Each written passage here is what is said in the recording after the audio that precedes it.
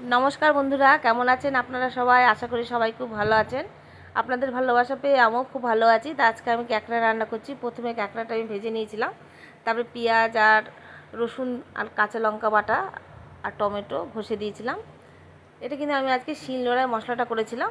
মশলাটা প্রথমে কষা হয়ে গেল, তারপরে আমি একটু শুকনো মশলা দিলাম, জিরের গুঁড়ো, ধনের গুঁড়ো, লবণ, হলুদ আর একটু মিষ্টি দিয়ে মশলাটা বেশ সুন্দর করে একটু কষিয়ে নিয়েছি। আর ক্যাকড়াটা যে আমি ভেজে রেখেছিলাম লবণ হলুদ দিয়ে, সে ক্যাকড়াটা এখন দিয়ে দেবো। এটা কিন্তু একদম ঝোল হবে না, একদম মাখা মাখা একটা তরকারি হবে। কিন্তু ক্যাকড়াটা কিন্তু এটা কিন্তু দেশি ক্যাকড়া, খেতে কিন্তু খুবই সুন্দর এই ক্যাকড়াটা। আর এখন তো একটু শীতকাল আসছে, শীতকাল হলে ক্যাকড়াতে বেশ একটুখানি তেল না ঘিলু বলে, সেটা খুব ভালো হয়।